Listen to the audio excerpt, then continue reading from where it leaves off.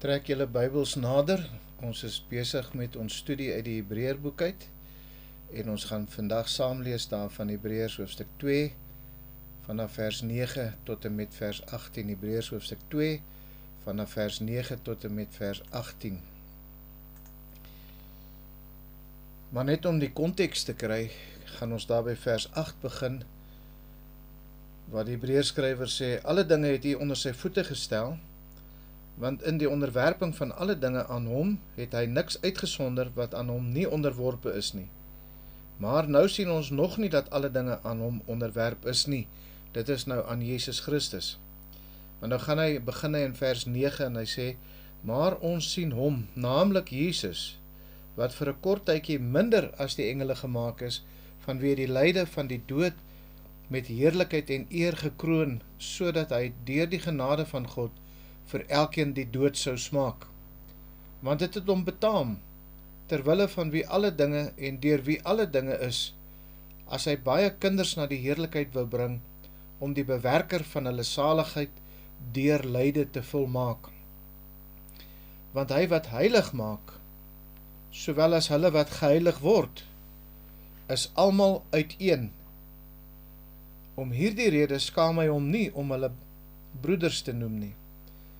Wanneer hy sê, ek sal u naam aan my broeders verkondig, in die midde van die gemeente sal ek u prys, en verder, ek sal my vertroue op hom stel, en verder, hier is ek en die kinders wat God my gegee het. Aangesien die kinders dan vlees en bloed deelagtig is, het hy dit ook op dieselfde manier deelagtig geword, sodat hy deur die dood hom tot niet kon maak, wat mag oor die dood het. Dit is die duiwel. En almal kon bevry wat hulle hele lewe lang uit vrees vir die dood aan slawerny onderworpe was. Want waarlik, hy bekommer hom nie oor die engele nie, maar oor die geslag van Abraham bekommer hy hom. Daarom moes hy in alle opsigte aan sy broeders gelyk word, sodat hy 'n barmhartige en getroue hoëpriester kon wees in die dinge wat in betrekking tot God staan, om die sondes van die volk te versoen, want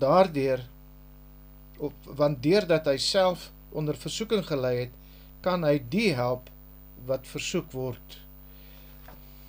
Die Hebreërskrywer gee vir ons 'n kosbare gedeelte hier waar hy verduidelik hoekom Christus mens moes word en hoekom Christus afgekom aarde toe het en wat hy kom doen het.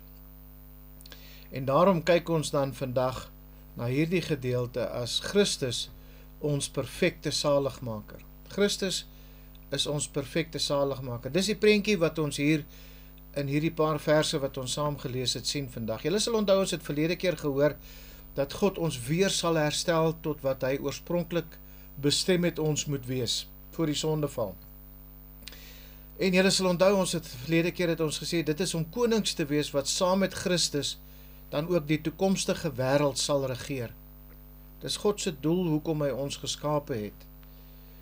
Hoewel die wêreld op die oomblik onder beheer van die Satan en die bose engele is, moet ons verstaan dat God is nog steeds absoluut in beheer van sy skepping.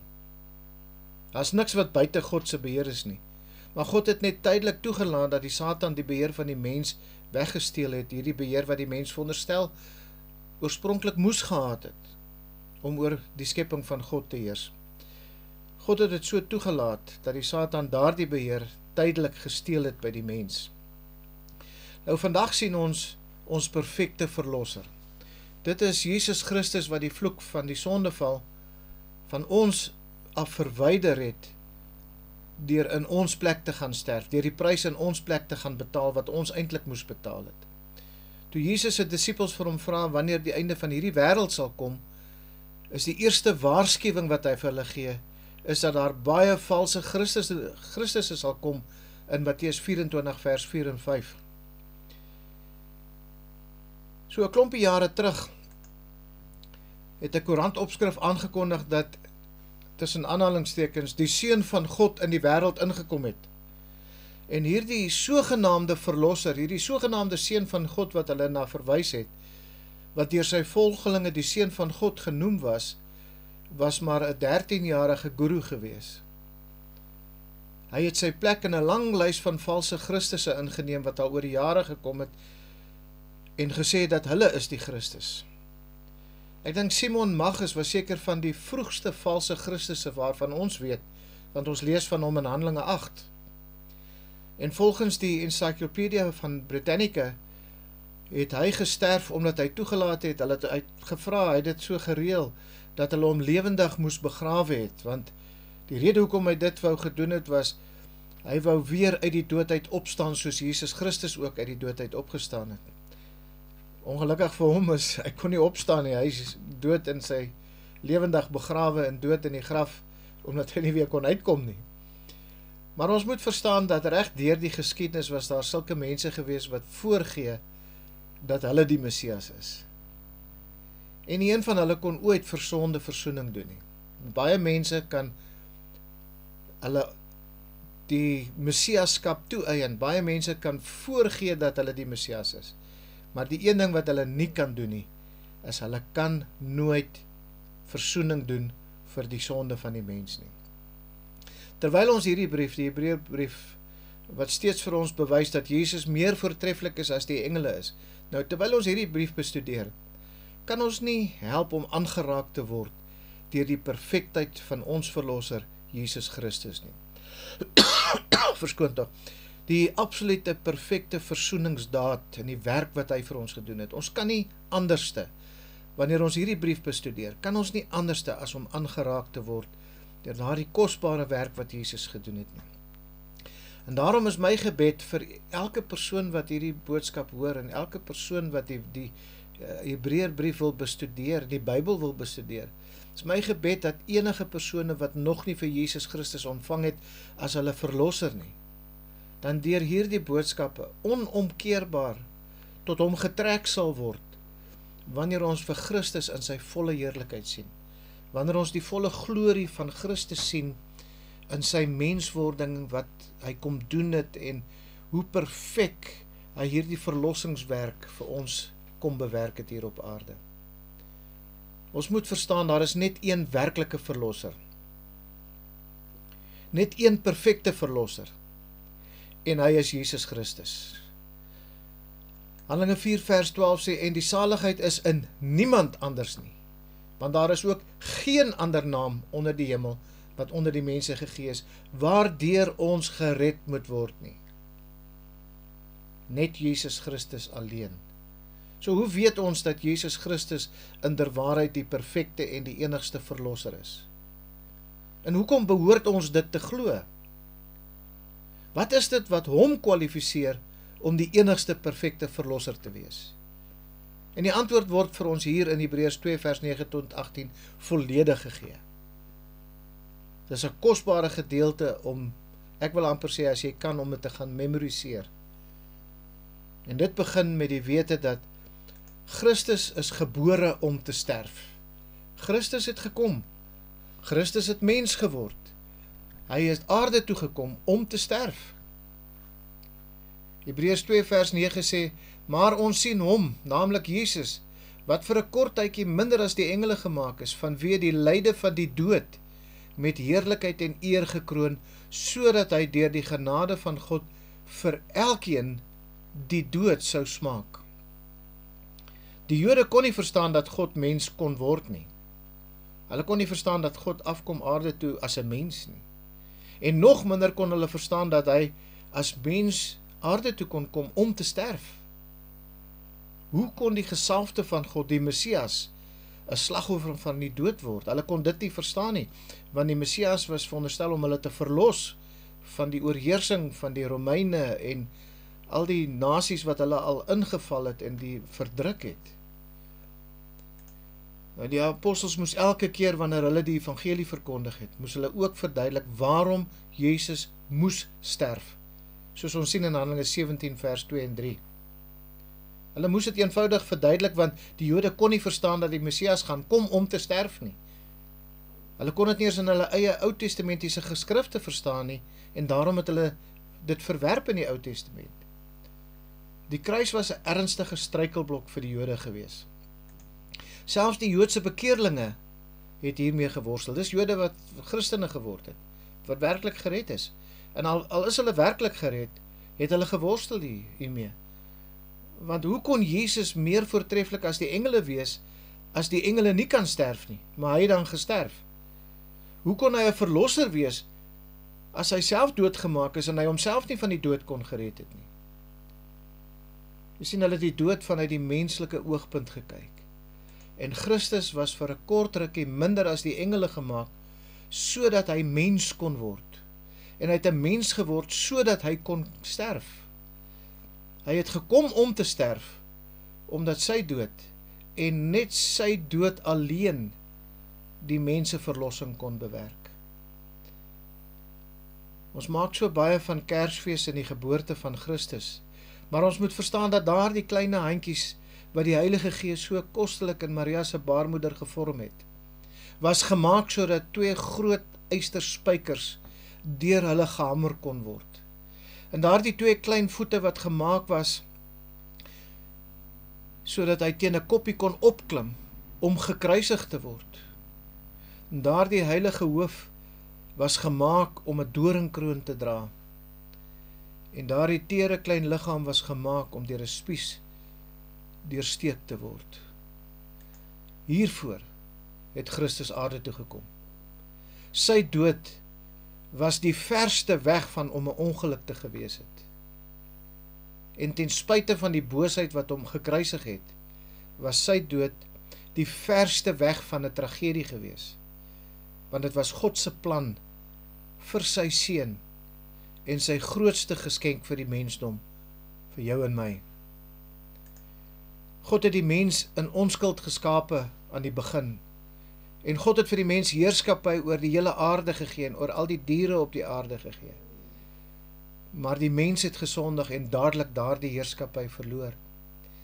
En Jesus Christus het gekom om te sterf, sodat die vloek verwyder kon word en die mens se heerskappy herstel kon word. Julle sal onthou, daar in die tuin van Eden, toe Adam en Eva gesondig het, God 'n vloek op die mens en op die aarde geplaas. En Jesus Christus het gekom om te sterf, sodat daardie vloek opgehef kon word. Daarom was sy dood die mees doelgerigte gebeurtenis gewees in die ganse geskiedenis van die mens. Hy het gekom om die mens se kroon te kom herstel. Maar die kroon kon nie herstel word voordat die vloek nie gelig was nie. Indien hy die vloek van die mens sou verwyder, moes hy 'n mens word om die plek van die mens in te neem. En daarom was hy vir hierdie doel 'n kort rukkie minder as engele gemaak. Hy het kom doen wat geen engel ooit kon doen nie. Daar is in werklikheid 5 dinge wat ons perfekte verlosser kom doen het in hierdie een gebeurtenis. 5 dinge wat ons hier uit hierdie teks in Hebreërs hoofstuk 2 vers 9 tot 18 vandag gaan raak sien. 5 dinge wat vir ons belangrik is. 5 dinge wat ons perfekte verlosser kom doen het in hierdie een gebeurtenis. Deur sy dood het Jesus Christus, heel eerste van alles, ons plaasvervanger geword. Maar hy het ook die bewerker van ons verlossing bewerk. Hy is ook ons heiligmaker. En hy is ons Satan oorwinnaar. En vyftens, hy is ons simpatiseerder, die perfekte verlosser in alle opsigte. Hierdie 5 aspekte, hierdie 5 dinge wat ons sien in hierdie teks. Nou, ons gaan vandag kyk net na die eerste 2 van hierdie wonderlike dinge wat Christus vir ons op die kruis bewerk het, want dit is net eenvoudig te veel om alles in een boodskap in te bring. Ons gaan net na die eerste 2 kyk, ons plaasvervanger en die bewerker van ons verlossing. Dit is die 2 dinge wat ons vandag gaan kyk. So kom ons begin by Christus is gebore om te sterf, om ons plaasvervanger te wees. So Christus het mens geword, sy vleeswording, om af te kom aarde toe, om tussen die mense te wees, is ten doel om te kom sterf. Hy moes sterf om ons plaasvanger te wees. Die Hebreërskrywer sê in hoofstuk 2 vers 9 in die laaste gedeeltetjie sê hy, sodat hy deur die genade van God vir elkeen die dood sou smaak. So jy sien, Christus het in jou en in my plek kom sterf. Hy het ons plaasvervanger geword. Soos as ons nou teruggaan in die Ou Testamentiese bedeling in, soos daardie sondebok in die Ou Testament, wat geoffer was, die plaasvervanger vir die persoon se sonde was, so is Jesus Christus ons plaasvervanger. Hy sterf in ons plek, hy dra ons sonde op die kruis. En dit is die basis van die evangelie. Hier is die belangrikste rede vir die menswording van Jesus Christus. En die belangrikste rede waarom hy vir 'n kort rukkie minder as die engele gemaak was, is sodat hy die dood sou sterf in die plek van elkeen van ons wat in hom sal glo. Kom ons herinner net onsself vir 'n oomblik met betrekking tot wat presies die basis van die evangelie is. Wat is die evangelie? Esegiel waarsku in Esegiel 18 vers 4, die siel wat sondig, die moet sterwe. En daardie selfde waarheid is baie duidelik in die Nuwe Testament, wanneer ons in Romeine 6 vers 23 lees, want die loon van die sonde is die dood. Sonde bring onvermydelik die dood sonder enige uitsondering. Daar kan geen uitsondering wees nie. Die persoon wat sondig moet sterwe. Die loon van die sonde is die dood. Die mens op sy eie het daarom geen ander vooruitsigte as die dood nie. Die mens soos wat hy gebore is en ontvang is in sonde, het geen ander vooruitsigte as om ook die ewige dood in die ewige hel te sterf nie. Maar God het 'n plan. 'n Plaasvervanger om die straf vir die mens op homself te neem. Om in die mens se plek te gaan sterf. Jy sien, dit was God se plan om die tweede persoon in die drie-eenigheid van God te stuur. Christus het homself verneder, hy het homself verlaag, hy het sy posisie in die hemel verlaat, hy het sy posisie as die tweede persoon in sy godheid het verlaat, hy het aarde toe gekom en hy het gesterf in ons plek. Die realiteit is dat die liberale teologie wil dit verwerp. Hulle vind dit afstootlik dat God so wreed in hulle tussen aanhalingstekens in hulle konsep, dat God so wreed is om sy eie seun in ons plek te kom straf. Hulle kan dit nie verstaan nie. Hulle sal glo dat Christus kom sterf het om vir ons te wys hoe om opofferend te leef en dan te sterf. Dit sal hulle glo. Rick Warren teologie. Maar hulle sal nie glo dat Christus in ons plek kom sterf het nie.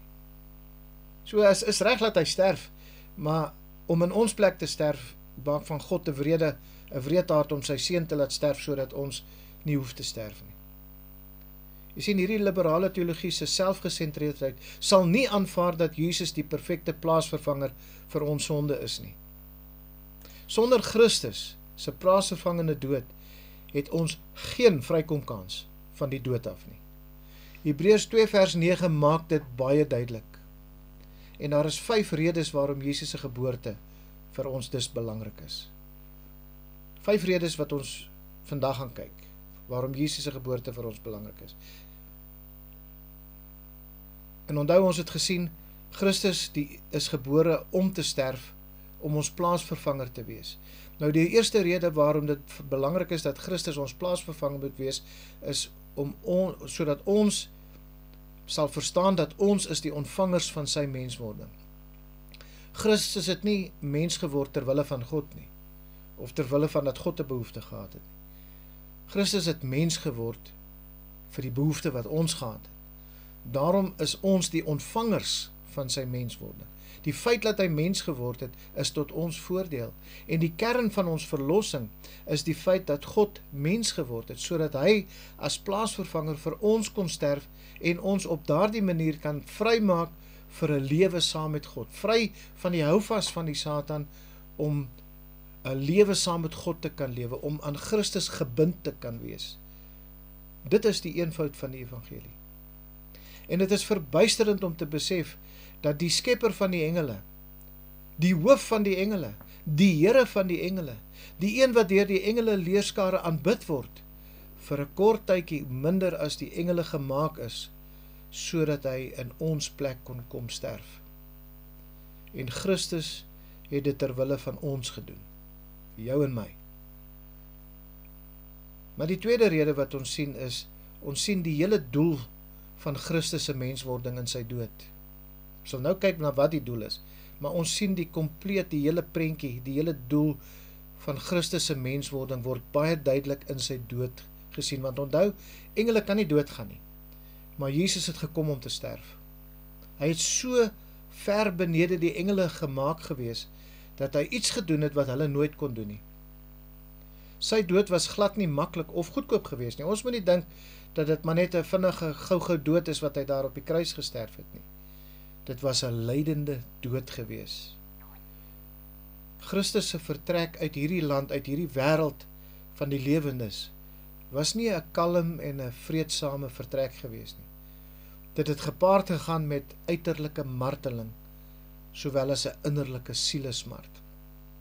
Die dood wat Christus op die kruis gesterf het, is die moeilikste dood wat 'n mens kan sterf. Die seerste, die meeste marteling wat 'n mens kan sterf, fisies.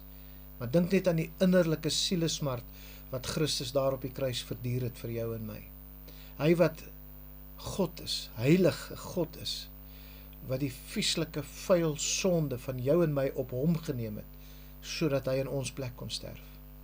Die dood wat Jesus Christus gesmaak het, was die vloek van die sonde wat ek en jy verdien.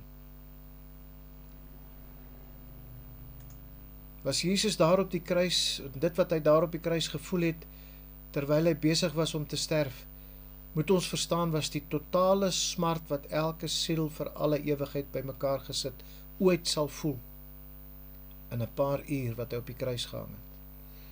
Die totale smart vir elke siel wat nog ooit op aarde gelewe het en wat ooit sal lewe, as ons dit alles by mekaar sit, daar die totale smart wat elke sondaar vir ewig gaan voel, as ons dit alles by mekaar sit, het Christus in 'n paar uur op die kruis verduur.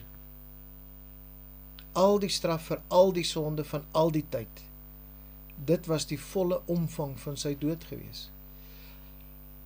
Hy het geen skuld aan sonde gehad nie, hy was absoluut heilig, hy was sondeloos gewees. Tog het hy vir alle sonde gelei. Maar die derde rede waarom Jesus se geboorte as ons plaasvervanger vir ons belangrik is die doel van sy menswording. So, Christus is gebore om te sterf, om ons plaasvervanger te wees. En hoekom dit vir ons belangrik is want ons is die ontvangers daarvan. En ons sien, die hele doel vir sy menswording is sodat hy die prys wat ons moes betaal het hy op hom geneem. Maar die derde een is, presies wat is daar die doel? Sien, God het sy seun gestuur, en sy seun het gewilliglik gekom om te sterf, sodat die mens verlos kan word van die vloek. Dis hoekom dit vir ons belangrik is. Christus het die prys op die kruis betaal, hy het ons sonde op hom geneem, hy is ons plaasvervanger, sodat die vloek van God, wat op die mens geplaas was na die sondeval in die tuin van Eden, gelig kan wees. Paulus skryf aan die gemeente in Galasiërs, in Galasiërs 4 vers 4 en 5, hy sê, maar toe die volheid van die tyd gekom het God sy seun uitgestuur, gebore uit 'n vrou, gebore onder die wet, om die wat onder die wet was, los te koop, sodat ons die aanneming tot kinders kan ontvang. Christus Jesus het gesterf met die bedoeling, om 'n plaasvervanger vir elke een te wees, om ons los te koop van die vloek van die wet. En dit is om hierdie rede alleen wat ons vry van die dood kan wees, wat ons vergifnis ontvang en vry van 'n ewige hel kan wees, want Jesus Christus het die vloek van die ewige dood van ons af weggeneem. Histories was dit so dat konings soms mense gehad het wat hulle kos en hulle drank eers moes proe, om seker te maak dat hulle nie vergiftig word nie. Hulle het mense gehad wat eers die kos wat die koning gaan eet, eers 'n stukkie daarvan proe om te sien of hy nie dood gaan nie. Of die drank wat hy drink, om net 'n slukkie daarvan te vat om te sien of dit nie vergiftig is en die koning gaan doodgaan nie. Dis histories hoe die mense gemaak het, maar Jesus het die gif wat vir ons bedoel was, doelbewus gedrink, sodat ons nie hoef te sterf nie. Hy het sy eie dood vir ons dood vervang, sodat ons saam met God kan leef. Maar ons sien ook in die vierde rede, is dat die motief vir Jesus se menswording. Christus is ons plaasvervanger. Hy het gekom, hy het mens geword om ons plaasvervanger te word. En hoekom dit ook vir ons belangrik is, en die vierde rede is, die motief. Wat het Christus motiveer vir sy menswording? Die Hebreërskrywer sê dit in Hebreërs 2 vers 9, as hy sê, sodat hy deur die genade van God vir elkeen die dood sou smaak. Wat het Jesus beweeg om in ons plek te kom sterf? Kyk wat sê die teks, sodat hy deur die genade van God, so jy sien, wat het hom motiveer? Die genade van God. Vrye, liefdevolle, goedhartige genade. Dit wat ons nie verdien nie, verlossing, het ons ontvang. En dit wat ons wel verdien het, die dood, het ons nie ontvang nie. Dit is genade. En wat is dit wat genade aanwakker? Wat is dit wat hierdie genade opgewek het? Liefde, God se liefde. God het in sy liefde gekies om sy seun te offer sodat ons kan lewe. En Christus het uit sy liefde vir ons sy lewe gewilliglik neergelê sodat ons kan lewe. Ongehinderde liefde het vir Jesus beweeg om as plaasvervanger in ons plek te gaan sterf. Jesus het op die kruis gesterf as gevolg van sy liefde vir ons. Nie primêr deur die hande van mense nie, of as gevolg van die Satan nie, maar deur die bepaalde plan en wil en voorkennis van God. Christus het gesê in Johannes 10 vers 18, niemand neem dit, hy praat van sy lewe, van my af nie, maar ek lê dit uit myself af. Ek sal onthou, hy daar op die kruis, toe hy daar op die kruis gehang het, leer die Bybel vir ons, en hy het die Gees gegee. Dit is nie van hom af weggeneem nie. Hy het sy lewe afgelê. Die Seun se liefde was een met die Vader se liefde. Johannes sê ook vir ons 1 Johannes 4 vers 10, hierin is die liefde, nie dat ons God lief gehad het nie, maar dat hy ons lief gehad het en sy Seun gestuur het as 'n versoening vir ons sonde. So met ander woorde, wat Johannes hier sê is, hierin is die liefde, nie dat ons God eerste lief gehad het en daarom het God ons liefde terugbetaal nie. Maar Johannes sê, God het ons eerste lief gehad en daarom het hy sy Seun gestuur om as versoening van ons sonde te wees. Maar die laaste rede waarom Jesus se geboorte vir ons belangrik is die gevolg van Christus se menswording was sy verheerliking gewees. So kom ons kyk net weer 'n oombliekie. Christus is gebore om te sterf, sodat hy ons plaasvervanger kan wees.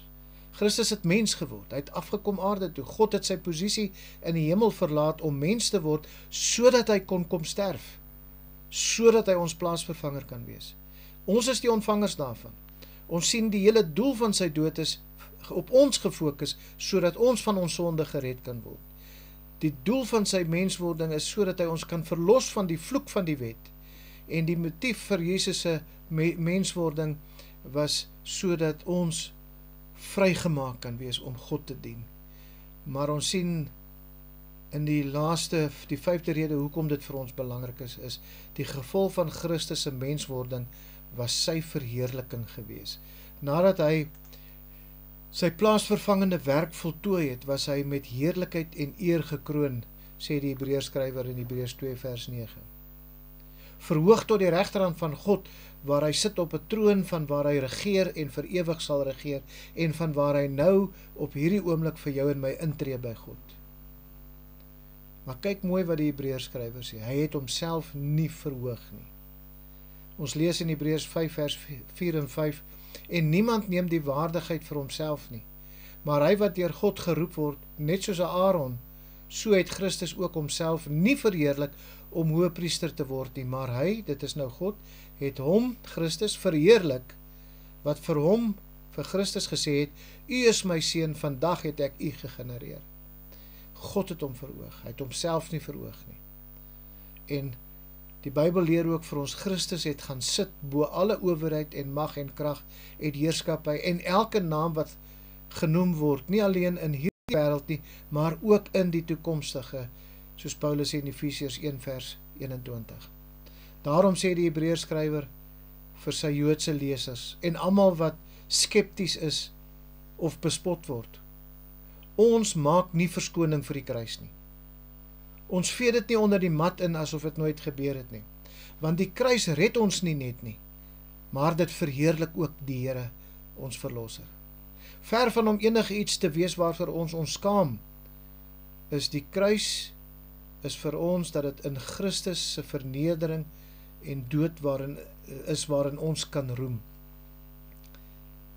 Hy is ons plaasvervanger, wie ons vir ewig sal dank en vir ewig sal verheerlik. Dink net daaraan, as dit nie vir hom was nie, so ek en jy vir 'n ewigheid in die hel gewees het.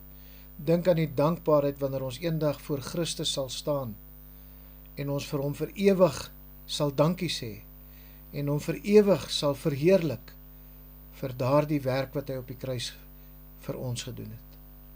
En dit bring ons nou by vers 10, Hebreërs 2 vers 10.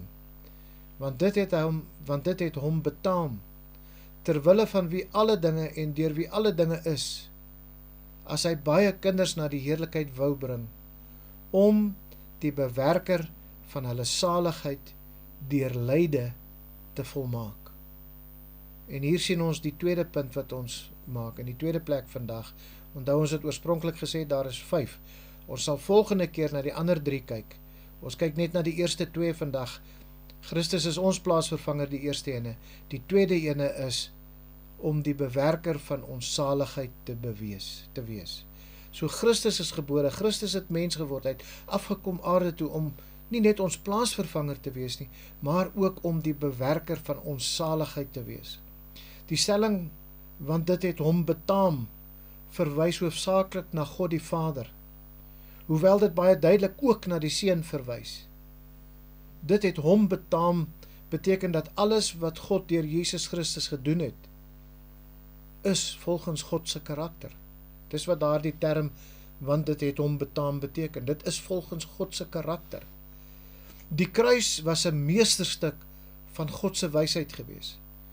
God het die probleem opgelos wat geen mens of geen engele kon oplos nie. En wat God gedoen het, was ook heeltemal in lyn met sy heiligheid en sy heilige karakter. Want op die kruis het God sy haat vir sonde gewys. Daar op die kruis, die feit dat God sy seun op die kruis geoffer het vir ons gewys hoeveel God sonde haat.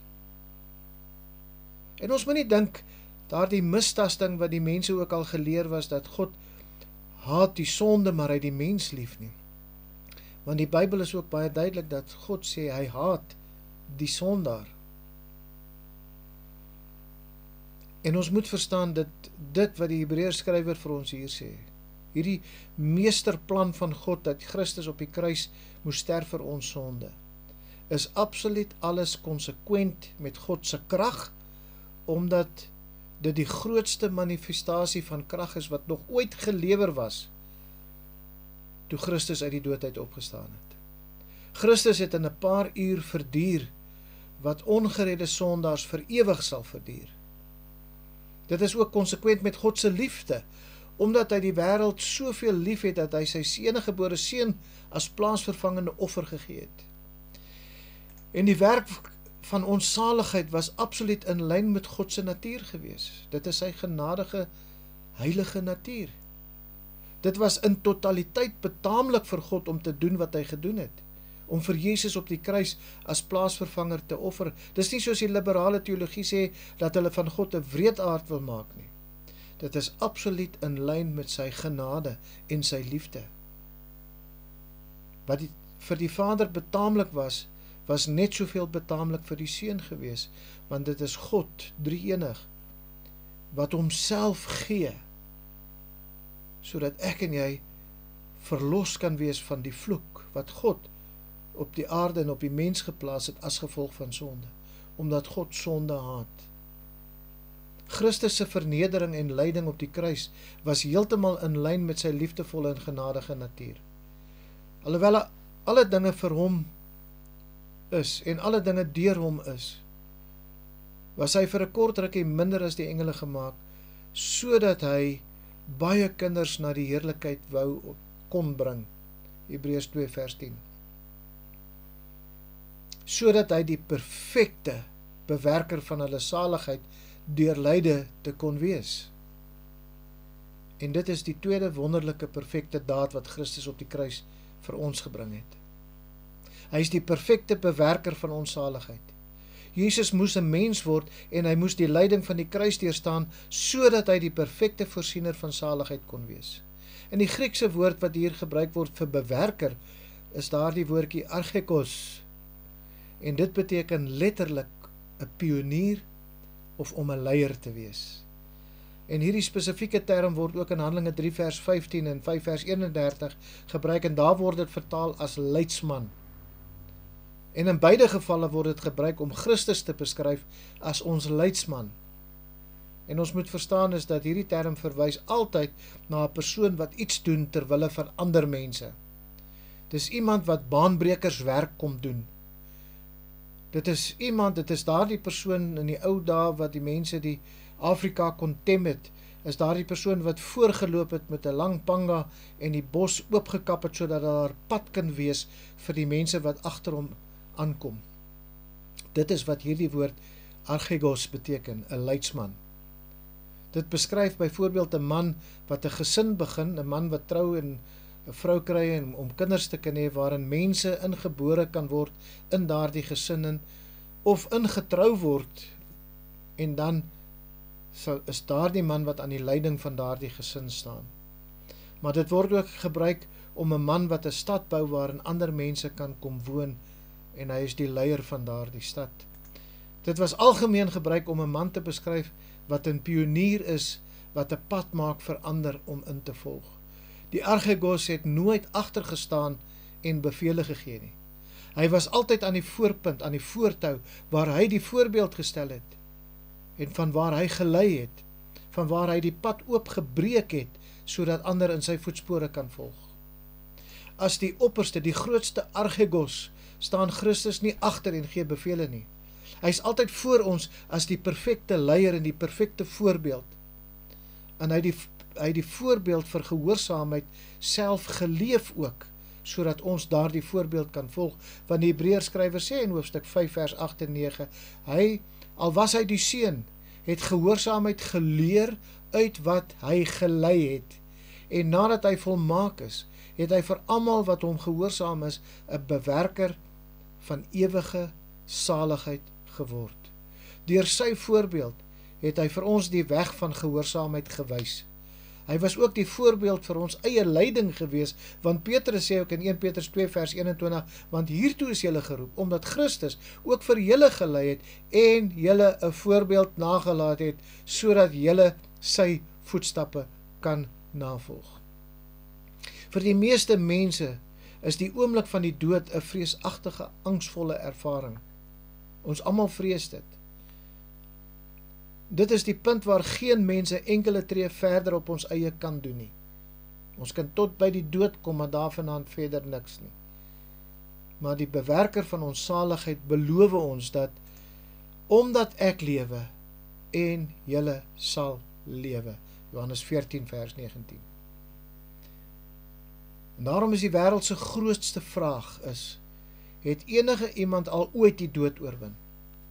Het enige iemand al ooit die dood oorwin? En die antwoord wat die Bybel gee is 'n baie onomwonde ja. Jesus Christus het die dood oorwin.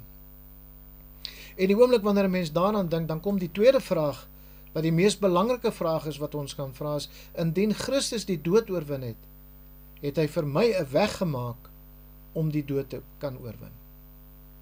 Het Christus 'n weg gemaak wat ek hom kan volg om die dood te kan oorwin. En die Bybel gee ook hier vir ons 'n baie onomwonde antwoord. Ja, hy het vir ons die weg oopgemaak, sodat ek en jy ook die dood kan oorwin.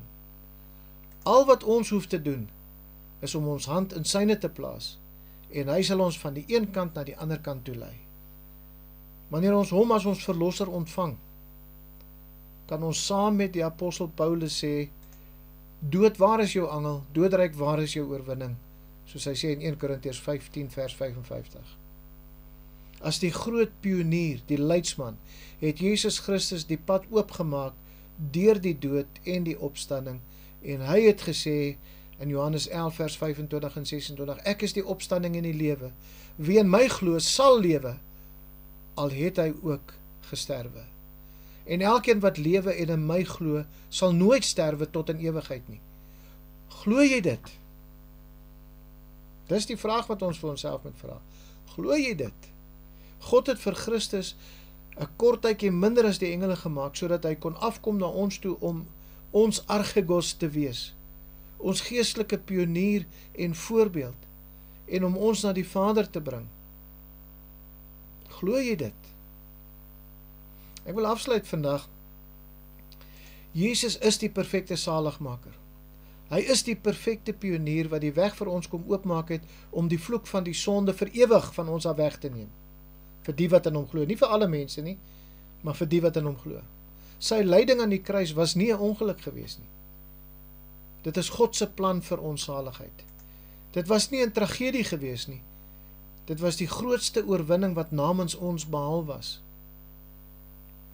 Jesus het as jou plaansvervanger gesterf daar op die kruis. Glo jy dit? Jy sien, dis die vraag wat ek en jy vir onsself moet vra. Dis die vraag waarop ons moet fokus in ons lewe as ons wil dink dat ons eendag hemel toe gaan.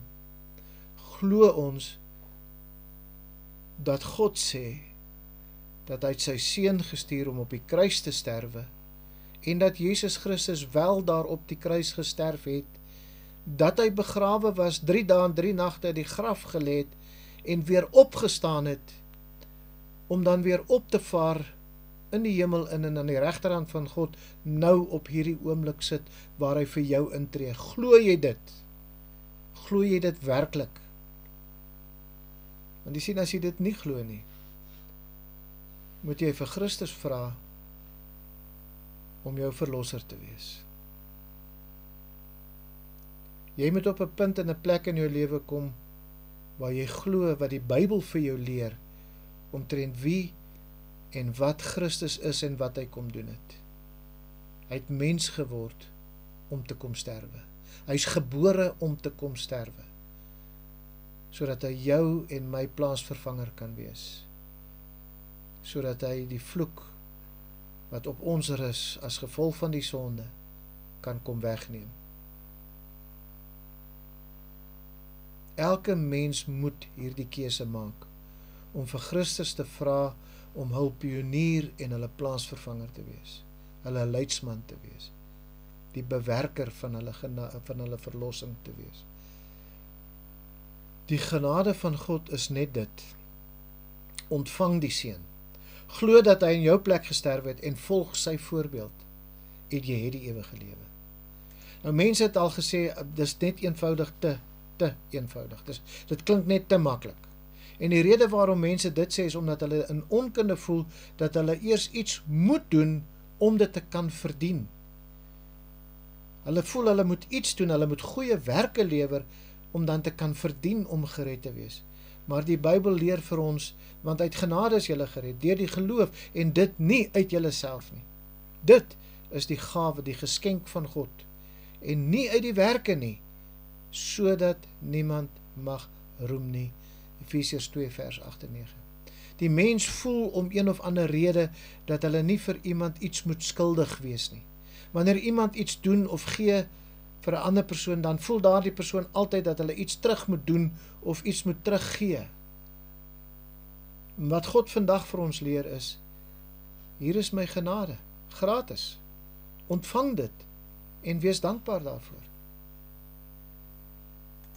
Ek wil vir jou die vraag vra, het jy al werklik tot 'n sondebesef gekom en verstaan jy werklik hoe min jy jouself kan red? Het jy al werklik berou oor jou sonde gehad en gewens dat jy daarvoor vergewe kan word? Vrees jy die dood? Christus is jou antwoord. En Christus alleen. Dit is nie Christus plus die doop nie. Dit is ook nie Christus plus die Heilige Gees nie. Dit is nie Christus plus die wet nie. Dit is Christus en hom alleen. Hy is die enigste verlosser, omdat sy offer en lyding die enigste perfekte verlosser vir sonde, verlossing van sonde is. Vertrou net vir Jesus om ook jou saligmaker te wees en gee jou hele lewe oor aan hom, lewe onder sy heerskappy.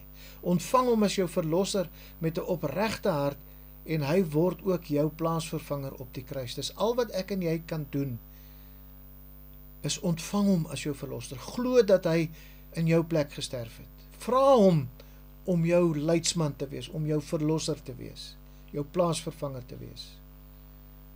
Al wat ons kan doen, daar's geen werke wat ons kan doen om dit te verdien nie. Dit is God se genade. As die Here vertoef om te kom, gaan ons volgende keer kyk na ons perfekte heiligmaker. Dit is die derde van die 5 aspekte wat ons sê wat belangrik is en wat ons in Hebreërs hoofstuk 2 vers 9 tot 18 leer. Julle kan in hierdie week wat voorlê of tot ons weer by mekaar kom, kan julle hierdie paar verse weer en weer gaan lees, gaan bestudeer dit. Want die volgende wat ons gaan leer hieruit is nie net dat Christus ons plaasvervanger is nie.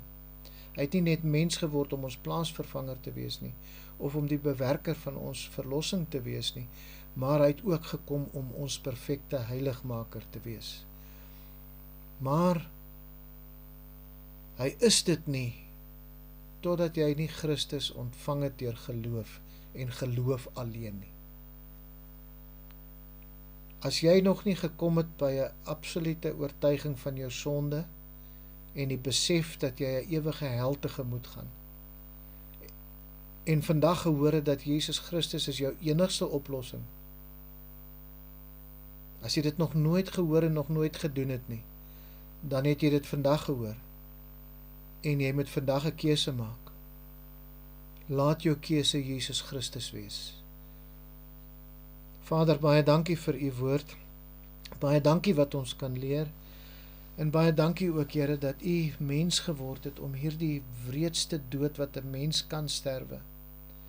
Maar ook dat u mens geword het sodat u as mens heilig en perfek, sondeloos kon lewe, sodat u die enigste sondedraer kan wees wat ons sonde op u geneem het. En die prys wat ons eintlik moes betaal het, daar op die kruis namens ons betaal. Baie dankie, Here, dat u daar die prys betaal het, sodat die vloek van ons wat in u glo en op u vertrou en u ontvang het as verlosser en saligmaker, gelig kan wees. Dat ons nie meer onder daardie vloek is nie, maar dat ons onder die genade van God is, in die liefde van God die Vader en God die Here Jesus Christus.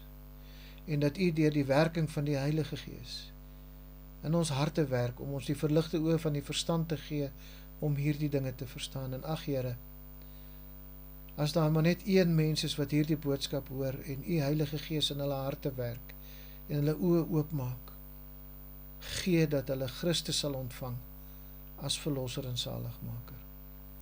Here, ons loof en prys u in dankbaarheid vir hierdie onbaatsigtige werk wat u op die kruis gedoen het. Hierdie liefdevolle werk wat u vir ons gedoen het op die kruis. En ons wil vandag antwoord, en ons weet, Here, ons kan nie ooit in ons lewe enigiets doen om dit te verdien nie.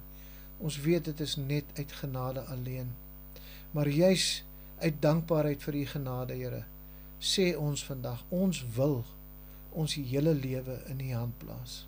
Ons wil onder u heerskappy lewe. Ons besef, Here, die vlees is swak, die gees is gewillig, maar die vlees is swak. Hoewel ons een ding wil doen, neig ons vlees na 'n ander kant toe. Maar ons bid, Here, dat u ons sal versterk, sodat ons onder die heerskappy van Christus sal lewe. Dat u woord, u gebooie, ons absolute begeerte sal wees om dit te gehoorsaam. Dat ons in u voetspore sal volg. U wat ons leidsman is, Here, dat ons in u sal wandel, sodat ons sal lewe en gehoorsaam sal wees aan elke opdrag wat u vir ons gee. Ag Here, gee vir ons u gees in ons harte. En Here, ons wil onsself onderwerp aan u gees wat u in ons binneste plaas om ons te lei en ons te bekragtig. En Here, ons wil bid en vra dat ons altyd die krag sal hê om in alle omstandighede ons te onderwerp aan u Heilige Gees, sodat ons u gehoorsaam sal wees. En ons loof en prys en aanbid u daarvoor in Jesus naam. Amen.